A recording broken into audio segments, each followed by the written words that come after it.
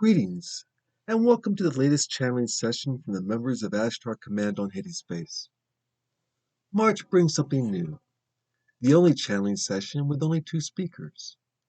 It also reminds us that even on Space, a party is just around the corner when the personnel need to relax after a hard day's work. In this case, the party is at the corner bar where we learn about some drinking games only for those with well-developed psychic skills. Anyone who knows Bunny knows she's always up for a fun time, but she also has a serious side, as we see, with her allowing herself to be programmed for the Sirius representative who would speak for Sirius in the Conference of Races.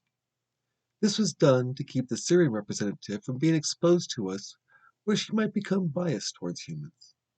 The programming of the message into Bunny by Omo caused massive pain, which she had prepared for ahead of time the night before by taking Mark out to the corner bar. As a result, we learn about incinerating someone's clothes while they're still wearing them and reassembling them without burning the person chosen. Spoiler alert, Bunny came in second. It also revolves around a more serious time I have been going through and is a personal challenge of a custody fight with the mother of my son. It worked out well in the end, in my favor and my son's eventually, and this is just part of the explaining a third-dimensional experience to a higher-dimensional being to get their wisdom on the matter. Happily, this is the clearest tape in months and was also recorded in 2001 when our recording equipment was at its best. If you would like to be kept informed of future channeling sessions, please subscribe to our channel at the end of this video. For those who don't know us, my name is Russ Hatfield, and behind me is my twin soul, who is also a member of Ashtar Command on Space. We're both very proud to present this month's channeling session called The Message and Higher Dimensional Drinking Games, channeled by Mark Crocker on April 11th of 2001. Frank. How's it going? Well, we moved in as quickly as we could. He vacated and we waited until he was safely clear. He hadn't arrived yet, so we'll go with what we've got. That's one of his favourite phrases, you know. We'll go with what we've got. Works for me. Okay. Okay. Let us,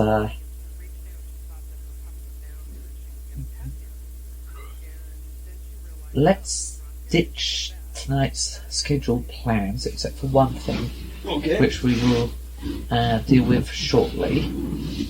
Okay. Basically, you know how in the past we've used keywords. Alright. We're going to prep somebody up, and we're going to trigger her with a keyword, and then what she says is very important. Oh, good. Okay, but we're prepping her up at the moment. Basically, Kiri has her sitting very patiently, and Kiri is coercing her.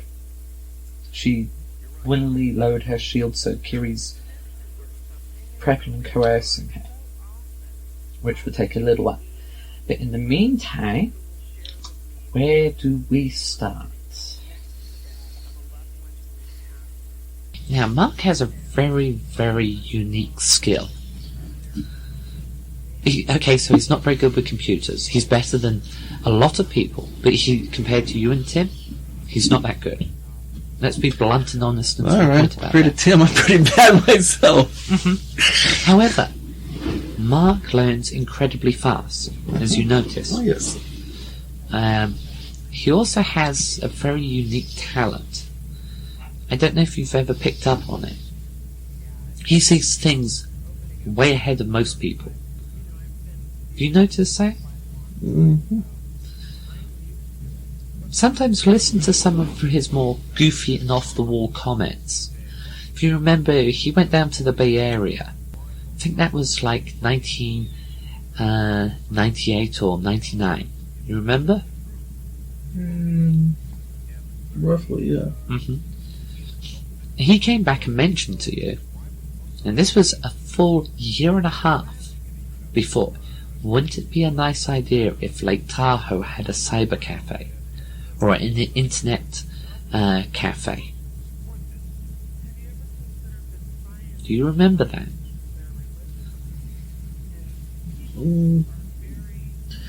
I'm going to assume you're right. I don't remember. My brain doesn't function on that kind of memory level. No. Mark has an incredibly good memory, which is the reason why he's very good at what he does. Whether it's securities or computers, he has a very good memory. But sometimes he says things without thinking that he's seen and people pick up on it. He actually said it in the shop when Phil was present. That something about that this was a waste of space. Why do you think it was so easy to get Phil to agree? Because Phil heard what Mark said.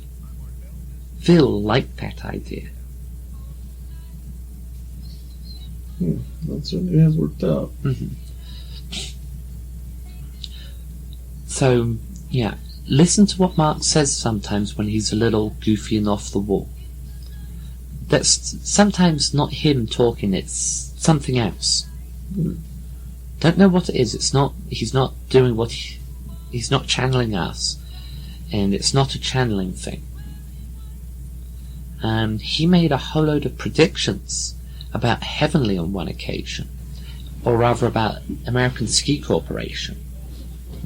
All of them have come true except for the last one,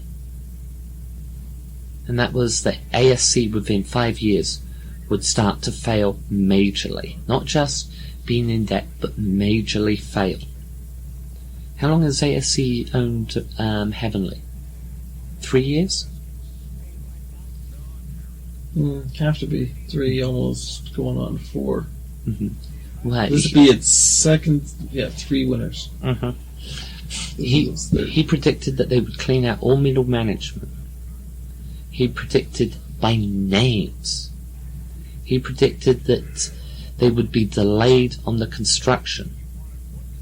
But the construction was delayed a year, wasn't it? Then he predicted that they would start to chop in ASC high up. That they would sell off resorts. They've sold off resorts. They were 13 at one time, correct? There's 8 now.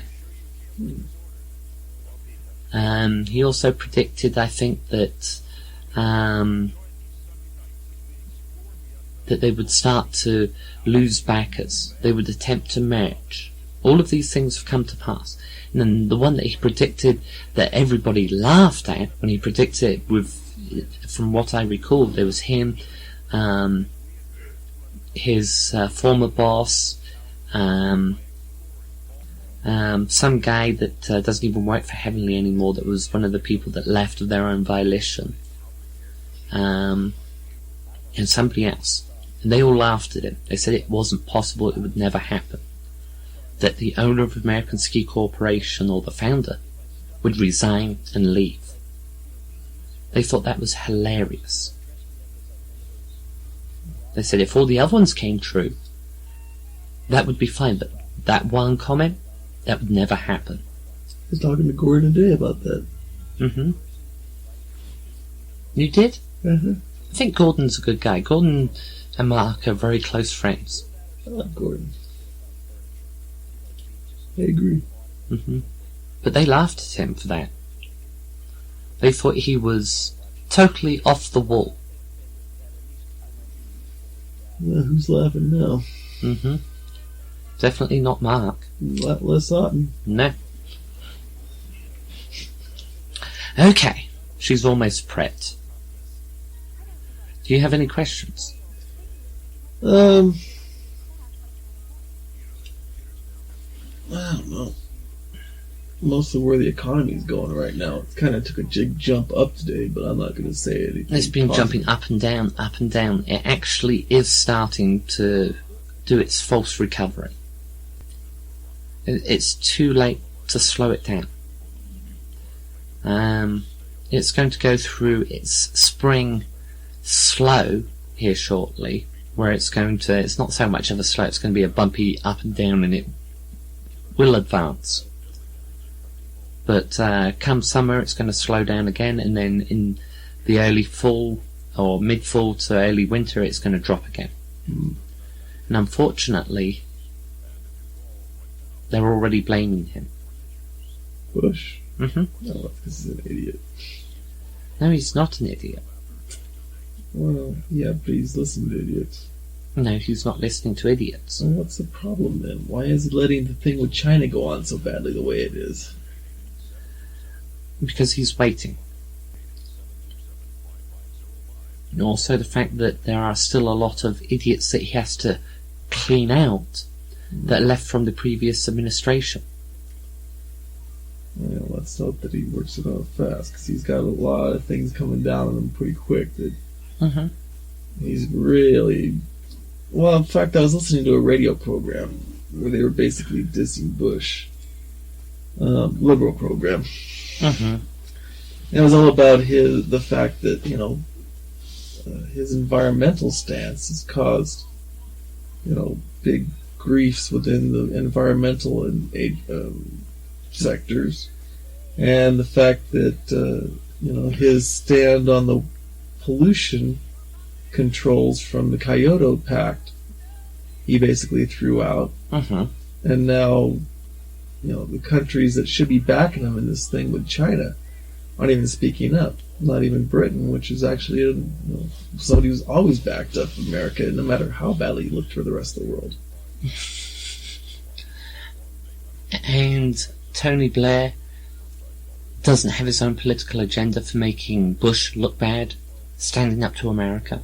Oh yeah, he does. Almost certainly. But Blair's got his own problems right now. Oh, yes he does. He has a can of worms to stand on. Oh boy, does he ever. He definitely got himself into some serious hot water there. Now, hold on 1 second. There's the biggest spider I've ever seen in this house above your head.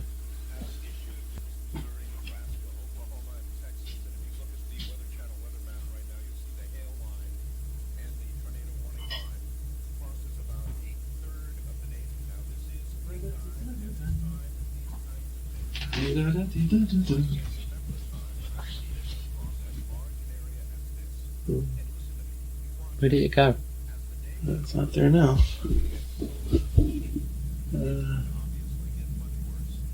There it is. They have very unusual auric signatures. Yes, they do. Thank you, my friend. Goodbye. Hope you enjoy the smell. It's not too bad once you get used to it. Go and evolve to a higher level. Like maybe become a lawyer. It's a concept. I'll probably avoid that. Well, actually, that'd be descending to a lower level. Let's see where we go. Oh, yeah, Tony Blair. Tony Blair and his can of worms. Yeah, he's only got that hoof and mouth, more like foot and mouth disease. Two cases of foot and mouth disease. The livestock version and his version.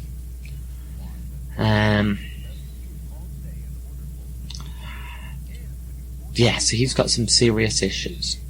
So it serves him to diss and harm Bush. Oh, sure. It serves him very well. It makes him look strong. Which in actual fact he isn't. No, but even the conservatives have to applaud him for that. It doesn't take any guts. It doesn't take any bravery. It doesn't take any bravado. It doesn't even take any political smarts. All you have to realise is that by pushing away or attacking somebody else, it's the normal reflex of somebody who's in trouble. Right. As soon as you see that, you see how weak he actually is. Well, you're right though, Bush gets no honeymoons. Oh no, and I said that before he actually took his oath of office. Oh yeah, I remember. No honeymoon. No honeymoon. He got hit with a big dish. He hasn't even had his 90 days yet, or even his 100 days since his inauguration. No. And he's been hit hard and repeatedly. Yeah, but a lot of it's his own fault though. What makes you say that? Well, he reversed himself on his CO2 pact, on his campaign promise there. Because it was economically unviable for the business owners, or big business, to run with that. He reversed the many things that have been put into place already. We've already discussed this many times, so there's no point rehashing the fact that it was an expensive proposal would have raised prices around. Mm-hmm. However, don't you think it would be right the people that have made the country profitable, big business, should be rewarded instead of penalized? Well, it's how they're making their money. Are they making it by polluting the environment? Are they making it by, being conscious and conscientious about, keeping the pollution levels down, the CO2 levels down? But they breathe the same air that you do. Don't you think that they know that if they decrease the CO2, it improves their health? Their health. The CEOs of those companies. Well, one thing I've understood about is a lot of the Christian right that the CEOs even belong to all feel that Jesus is coming any time now to take them all away, so they don't care if they pollute.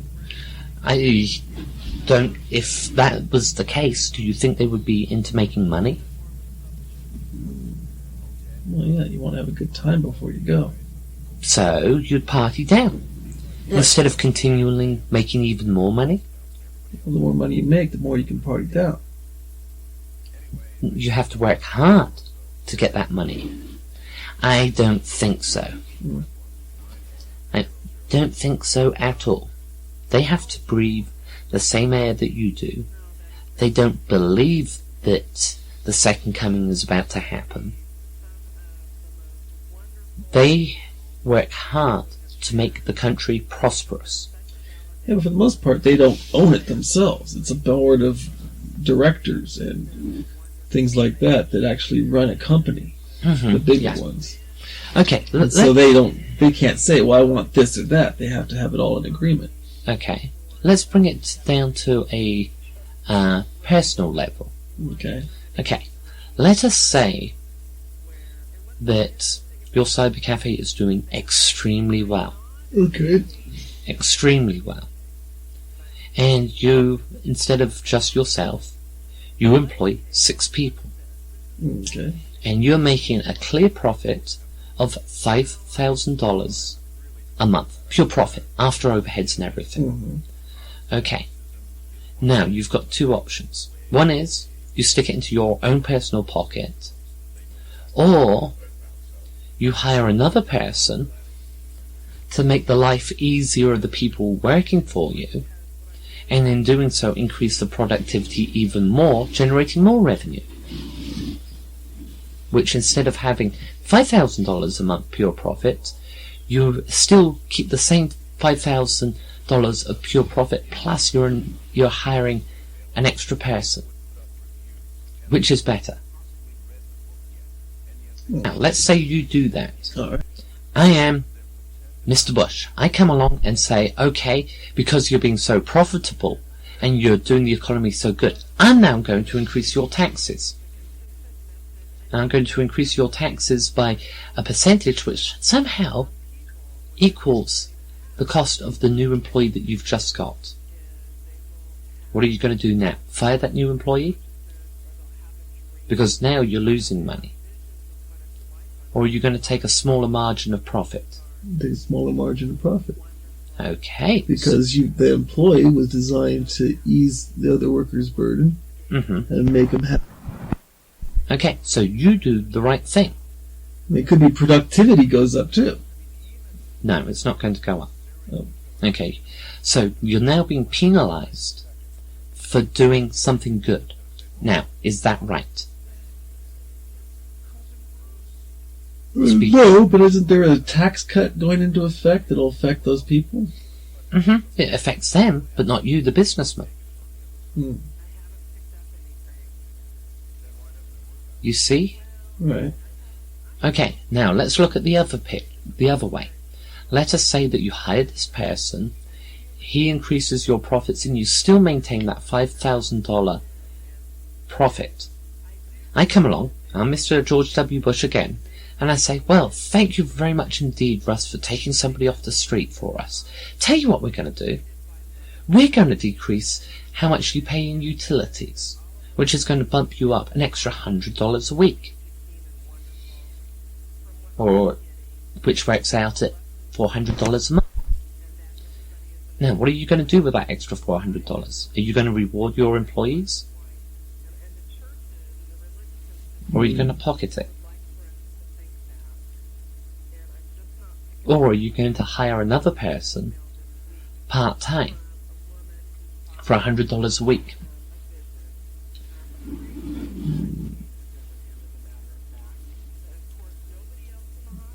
Well, it depends, first off, on whether the employees need that $100 incentive to stay happy. Mm-hmm.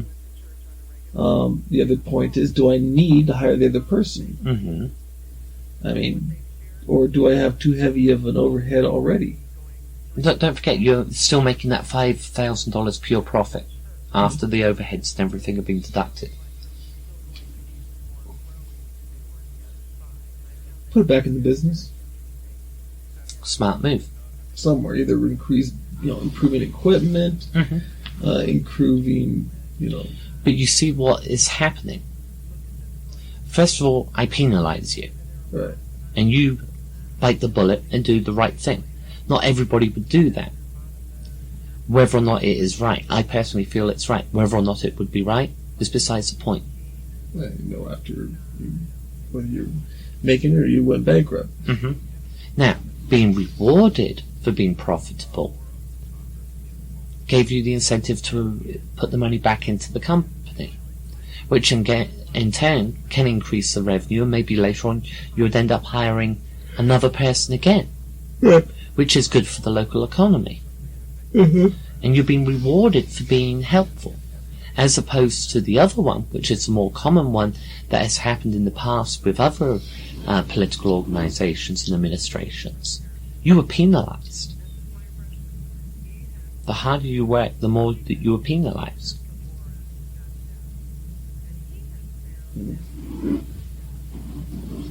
So big business, even though I scaled it down to a much, much smaller size, is very important. I scaled it way back. You see? Right. I put it on a personal level to you.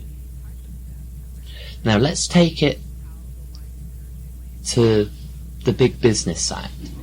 Okay, let us say that your 5 employees actually represented 5,000 each. The one equals 5,000 people. Okay. Okay, that's 25,000 people that you hire, that you have working for you. That makes you big, doesn't it? Right. Okay. Let's say you're going to hire another 5,000 and give them a salary, and you're, instead of making $5,000 a month, are making, let us say, $50,000 a month pure profit. Okay. Okay, are you going to hire that extra 5,000 people? Yeah, if there's good cause. Mm-hmm. Your business is growing. You can do it if you're not penalised. If you're penalised, you can't do it. If you're rewarded, you can actually, instead of hiring 5,000, you can hire 6,000 people. Admittedly, that extra 1,000 is going to be part-time positions, but still, you're benefiting the local economy, or the country's economy. Which are you going to do?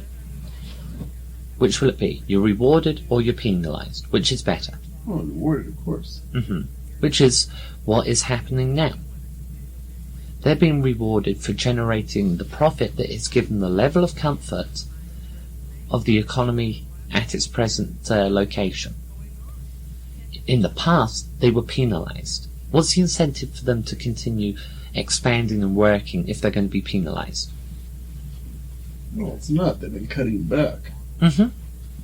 That's where you get these big layoffs and scale backs and everything else.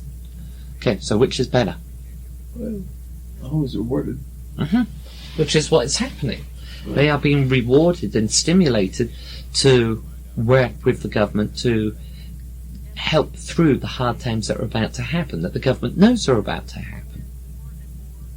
They've been talking about the slowing down of the economy now for 5 months. Right. Yeah, it's about when it started slowing down. Mm-hmm.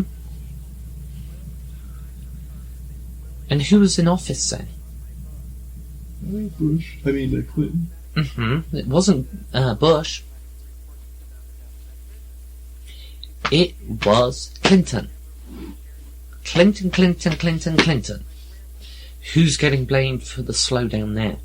Well, we called that a long time ago. Mm-hmm. It's Bush. Okay, she's prepped. She's ready. She can't talk until she's finished. Okay. She's very prepped.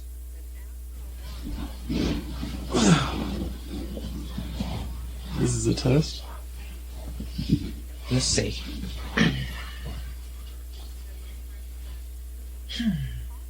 Time.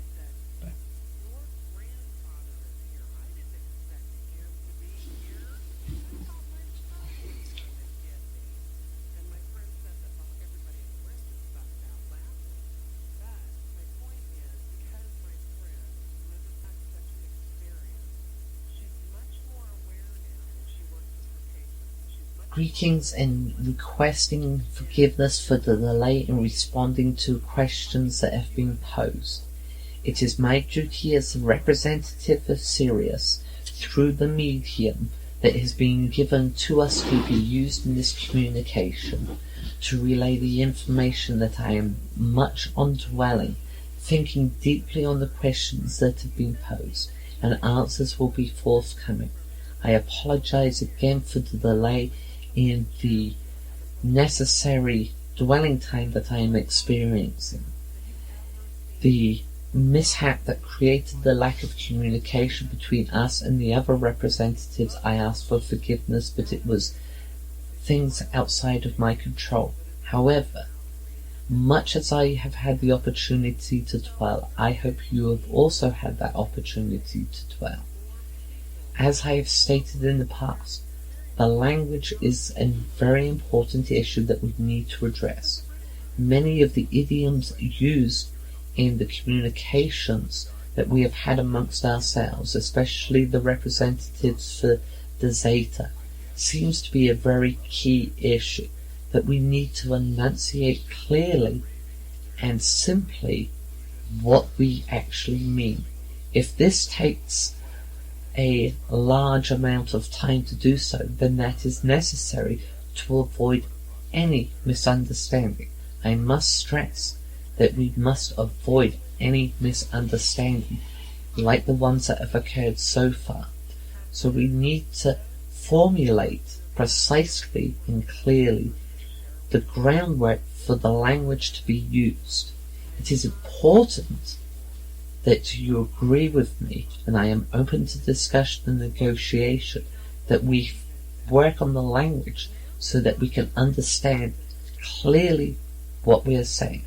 I understand with the Zeta representative that the representative is a channel, a conscious channel, and in doing so, she will put her own interpretations on things.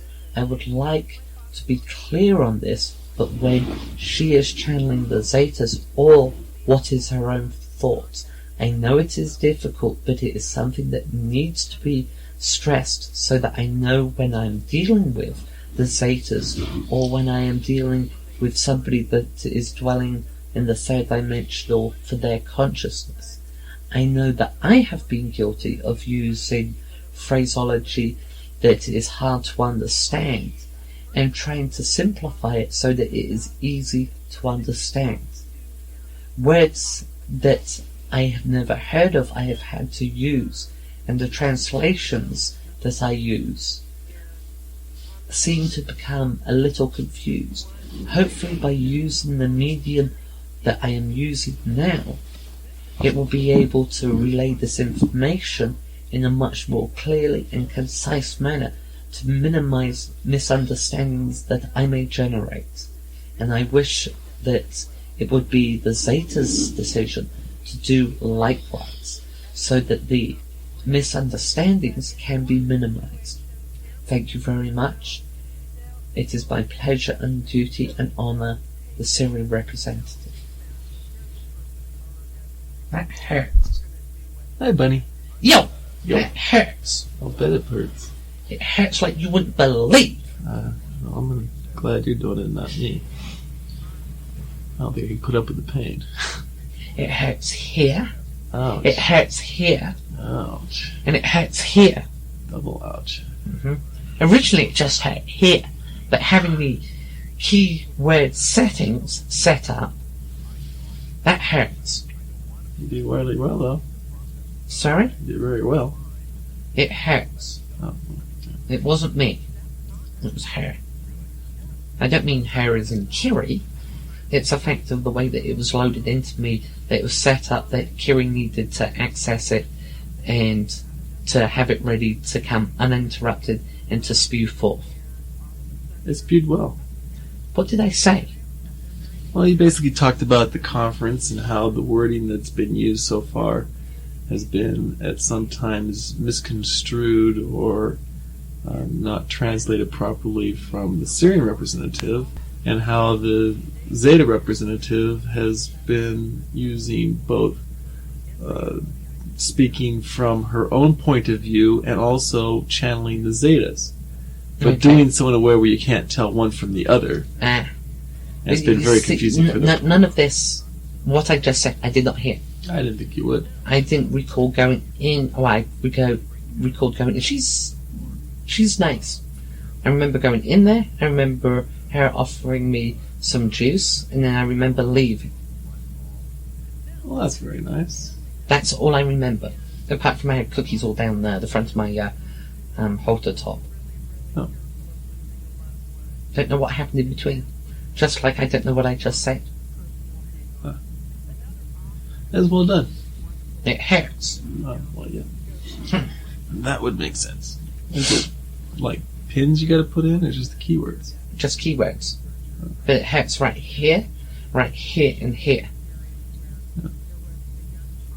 Yeah, nice massage.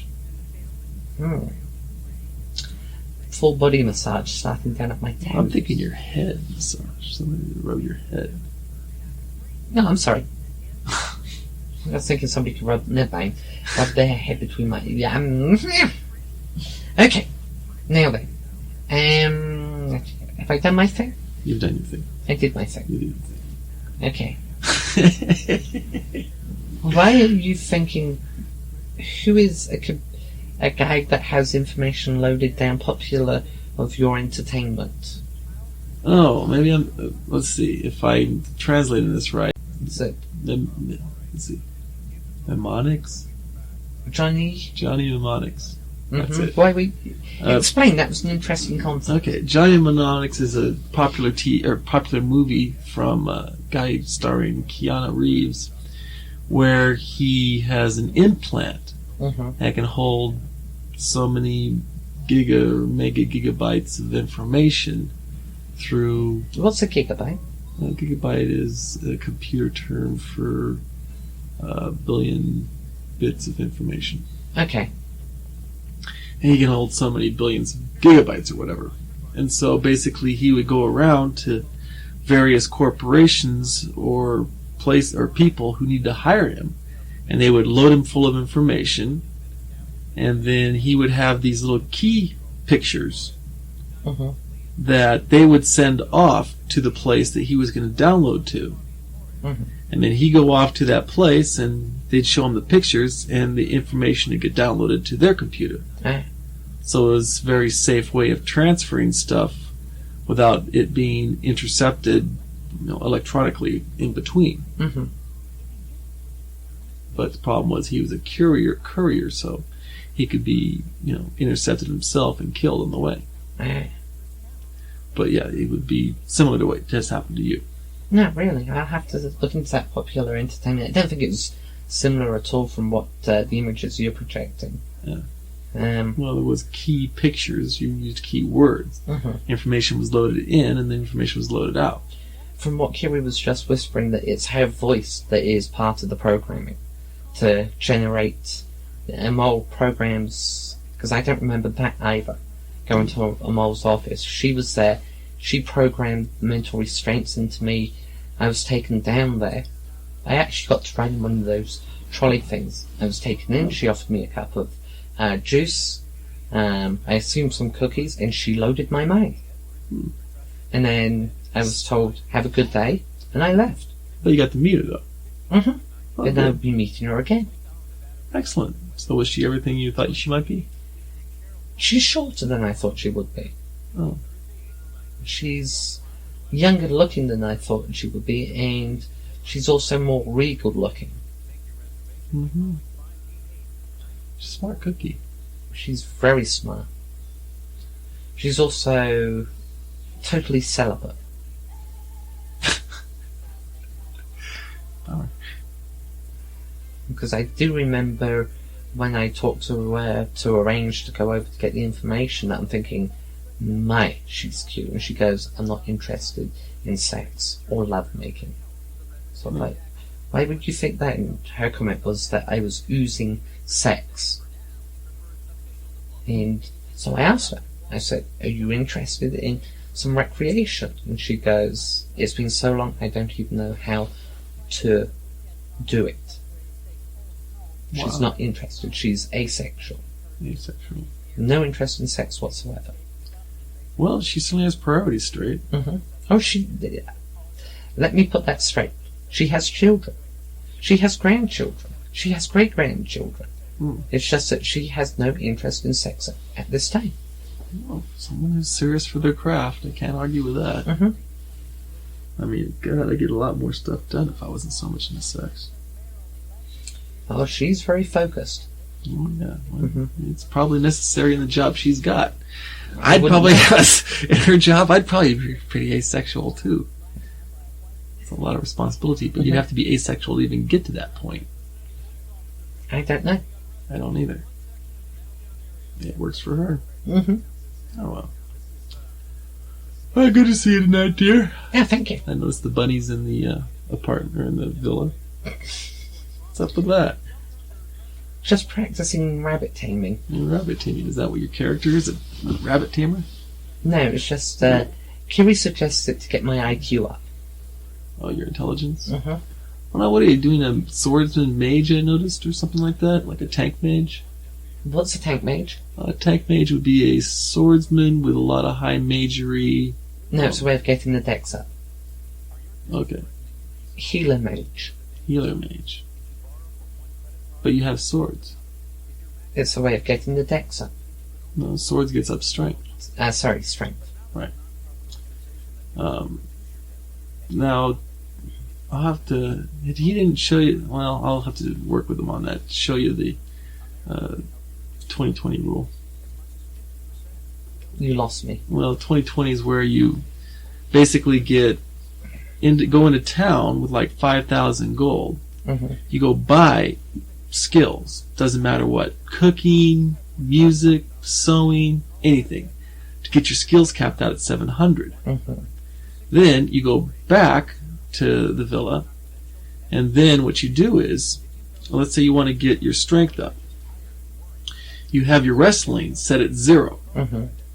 And you have everything else under show reel. You know, the little button that says show reel. You click. If you go to skills, you see a little button that says show reel. Skills? Yeah, on your little paper doll. Okay. Okay, there's a little button there, a little bar that says skills. So you click that. I've got a confession. I don't read English. Well, she could point it out. It's the 4th one down. Okay. I don't read English. Yeah, that would be a problem. Mm-hmm. When it comes up with everything in the bottom, I just look at it and it looks nice. Okay, well... I don't like the colour, just the patterns look nice. I'll have Mark go ahead and I'll show him that trick to get your stuff up. Just tell us what you want to have up and we'll get it up for you. Healing. Okay. Majory. Easily done. Everything else is irrelevant. Okay, healing and major. And, music skill. Oh, easy. Okay. Because I want to be able to heal anything and stop fights. Oh, so you want to do peacemaking? Peacemaking, yes. It's a skill. Mm-hmm. So you get... It is? Yeah. Peacemaking's a skill. What you do is you stop fighting. Oh, okay. if somebody's being chased by something, you use peacemaking. It stops from chasing that person or yourself or something. Oh. They forget to fight. I normally just take off my clothes for that. Well, I had some fun last night. and you're stuck in a diaper. Yeah, unfortunately. Noticed that a... I like your outfit, though. Anyway, what happened last night? Well, we had a little bit of fun going on up here. We took Mark down to the corner bar, myself and 2 girlfriends. Oh. And we went down to the corner bar. And it was mainly just people my age and a little older up to Mark's age group. Yeah, the youngsters on the base. Right. We wanted Tia to come, but she was feeling tired. So we were down there. We started using skills for fun. The more that we had to tipple, the more skills got. We were playing, one game is a manifestors game, and that's called Regurgitate the Drink. Yeah. Mm-hmm. And the thing is that what you try to do is you create either an odour or something that will make their person bring up their drink that they've just had. Yeah. And the person that wins is the person that keeps down their drink. Yeah. We didn't let Mark play for the simple reason that, to be blunt, his mind isn't that highly tuned to be able to pick up on those things. Well, yeah. Then we played a PKers game.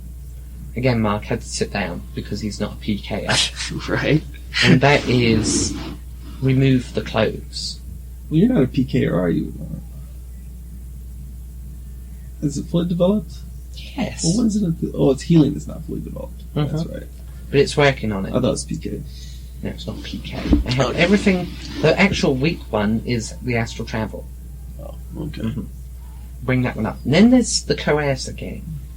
And the coercer game was one of the things where we let the moral step to one side, and it's whatever you desire, you have to get the other person or persons to do. We let Mark play that one, and everybody was pretty lenient on him apart from myself. Naturally. Mm-hmm.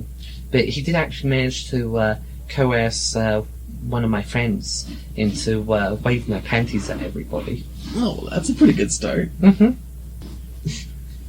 Their shields were easy to dismantle. Oh. And then there's the Astral Travelers game. And this is a good one. You'll love this one. The Astral Traveler has to get into the trance, get to the other side of the room, read the note that we write, and we had to write it in English for Mark, so I don't know what it was, and get back and tell us what the note said, whilst everybody's heckling, and we have a timer going. Oh. Well, how did Mark do? Came second. Second? That's pretty good. The young lady that you coerced to wave her panties, she is Border Point Paramount Grandmaster. Oh, wow. Mm-hmm. She beat him. Wow. Yeah. Does she know English? No, she speaks English, but she can't read it. So how'd she get to read the note? We write a separate note for each person participating. I lost miserably. I was forfeit on that game. So I had to strip on the table. No big chore for you. No big chore. But when she lost her game, we blindfolded her. And the person's fact that she sat down, she is their plaything. Oh, how fun. Mm-hmm. I cheated. I made sure she landed on Mark's lap. He needs something young. Well, good job. Congratulations. But that's the games we play. That sounds like fun, actually. Mm-hmm. Oh, there is another one that's a Manifestors game. And that's Incinerate the Clothes. While they're wearing them? Mm-hmm. Now here's the hard part. That sounds tricky. Oh, it is very tricky. Okay, if you incinerate the clothes, you get a round of applause. If you incinerate the clothes, round of applause. If you burn them, you have to take care of their wounds and their burns. Now, to win the game, you have to take the molecules, the correct molecules, that were their clothing, which is now ashes on the floor, and reassemble their clothes. That's tough. Thank you, thank you, thank you. You did it? I did it, but I didn't do it fast enough. Oh. Had a guy that was a little older than Mark. He was the one that did it real fast. He just incinerated the clothes. Poor Mark standing there totally butt naked, looking very embarrassed.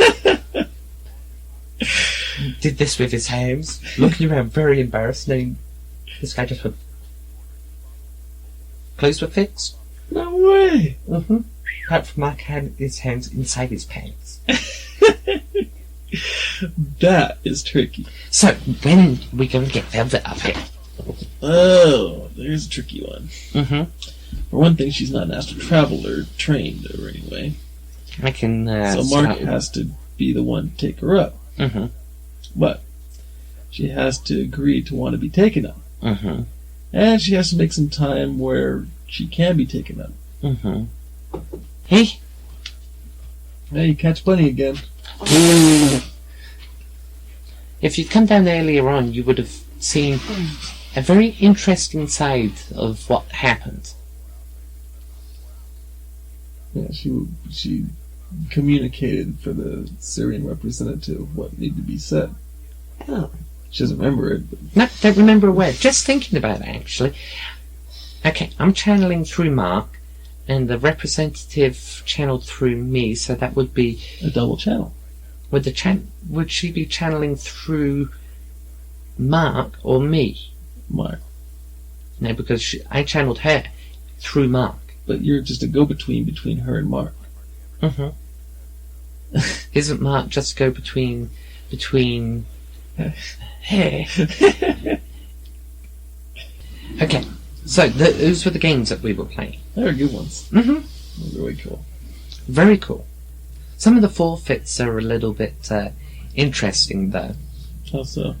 Well, apart from some of the sexual ones, there is also the one where, for example, for the forfeits for one of the guys that was involved in the astral travel race, he had to push a cork across the corner bar with his nose, keeping one end always forward.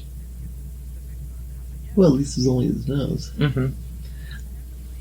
But by that point we were getting quite lubricated. Not sexually, just liquid lubrication. Yeah.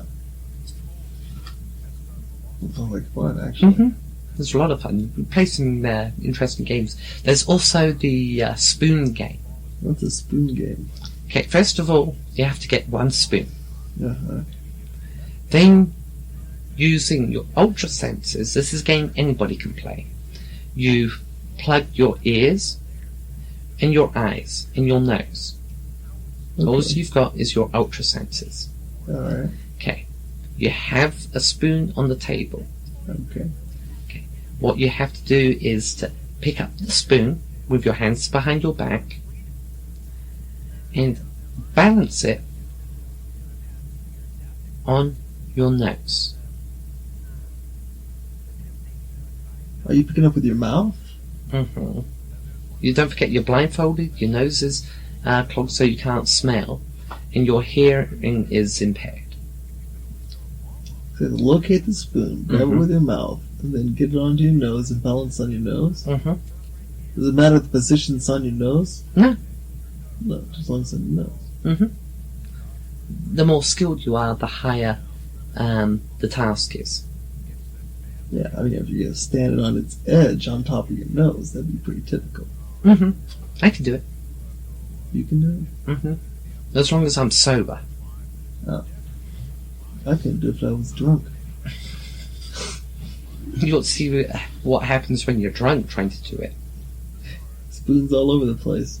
We're trying to find it and find the right one because everybody's got their own spoon that they have put out for them. Yeah. It gets really funny.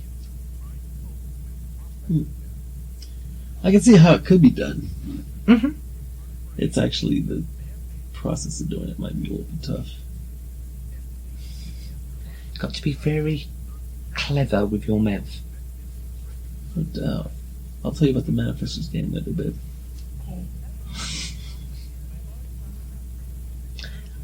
Yes, the manifestors game. That's too cool. Mm-hmm. Yeah, see, I would have been blown out of every competition, and I'd be sitting there having to do all these forfeit penalty things. Well, I like the other manifestors game. which one's that? The one where you manifest an odor, Oh, that one. keeping the drink down game. Yeah. That one sounds a little messy. Mm-hmm. That's normally later on when we've had quite a bit to drink. They get worse the more we drink. Well, that helps because you get the drink out of you. Mm-hmm. Who won that? I don't know. I was actually getting close to being face down at that point. Well, actually, I was kind of head down, butt up. Ah. Yeah, that would be pretty much you be forfeiting that one. Mm-hmm. Actually, was that point? Yeah, that was the point we were getting ready to leave, and Mark had to help me up to my feet. Sounds like a successful party anyway. Mm-hmm. We closed the bar. Yeah, I can imagine. Mm-hmm. So, any hangover the next morning? No. No. No. What, you drinking something that was non-hangoverable? No, I just had something to drink on the way back, and then I took some tablets to help balance everything that had been urinated out and thrown up. Yeah. Well, that's good. At least you're back to normal the next day. Mm-hmm. I would take a few days on that one. Mm-hmm. Well, part of the thing was that this morning I had to go and be programmed. Yes, well, that would affect So I didn't have any class. So I thought I'd have some fun the night before. Oh, good call. Apparently it made me very pliable and open. It probably didn't help your headache tonight, though. No, probably did not. Now you're going, why did I drink so much last night? It kind of does feel like having... It's worse than a hangover, actually, especially the locations, right? Here, and here. Actually, the one here is starting to go away. Oh, that's good. This one here, where the third eye would go, it seems to be the problem. It seems to be the feeling of there is a very serious reason for this one here. Pituitary. Mm-hmm. I think this was the loading point. That would be the pituitary. Mm-hmm. That makes sense. It is the gateway to the mind. Mm-hmm. But beside the eyes and up here a little bit. Temples? Mm-hmm. It's just storage space. Probably. It's just But where behind you got, the eyes? Yeah, but you got jammed full of information. It blew out some synopsis, probably here and there, that'll heal up, but in the meantime, you had to have some... I hope they're healed up by next week, because I could do it again. Well, yeah, the brain's pretty functional as far as that goes. You only use a tenth. You probably use maybe a quarter. Mm-hmm. Actually, my skin's very sensitive right now, because since I've unloaded... It's like everything was numb. Nothing was real, even sitting down and having dinner. I didn't taste anything. Drinking, I knew what I was doing, but it wasn't. It was all very, Right. But now my skin is so incredibly sensitive. Well, so that's a good thing, right? Mm-hmm. Seems like you'd want sensitive skin. Oh yeah, I like sensitive skin. So when are you going to get Velvet up? Well, I'd like to talk to her. you gotta get Velvet up to channel. Mm-hmm. Shouldn't be too tough now. Yeah. And then, if she'll come in here, we'll just have to arrange for an earlier session is all. Mm-hmm. Could you find out if it would be okay if I wrote to her? Yeah, sure. Okay. Very happy to. Mm-hmm. What's that feel, Andrew? Oh, I'm looking at. What are you doing, Moggy? Relax. Probably adding extra protein to his hair diet. His hair doesn't have any gender. Yes, she does. There's nothing there. Yeah, I was about to say that I didn't get the feeling of any ovaries or anything. No, she got fixed. Fixed? Wouldn't that be breaking her? No, that would be fixing her. So she can't have kittens. But that would, if it was fixing for her, that's contradictory. Well, I know, that's the name they use. Now you lost me in the translation, so... Yeah, you're basically breaking her. You're taking out her natural cycle, and you're replacing it with one where she can't have kids. Yeah. I think you learned a very valuable lesson about pity. That pity sometimes is a harmful luxury. Indeed I did. But getting Daniel out of it, I have to admit, was probably the best thing ever happened to me in my life. Oh, most certainly. But what I saw was the once feeling of pity that turned to disgust. Yeah, pretty much. I think that might have been... I also saw something about in there a gift, and I couldn't type down. It's probably Daniel. No, a voice. Somebody else's voice. Sanander's voice, I think it was. I've only ever heard him talk once. Yeah? It was a gift. Comment about a gift. He did mention a gift. And it would be from Russ to Russ. That's what I heard. A gift from Russ to Russ. You got it nailed down perfectly. That's exactly what he said. I don't remember it till now. I don't think he was referring to a child. He wasn't? Yeah, I don't think so. I don't know what he was referring to. But it didn't sound like a child. It sounded like something that was from you to you. Only you didn't know it.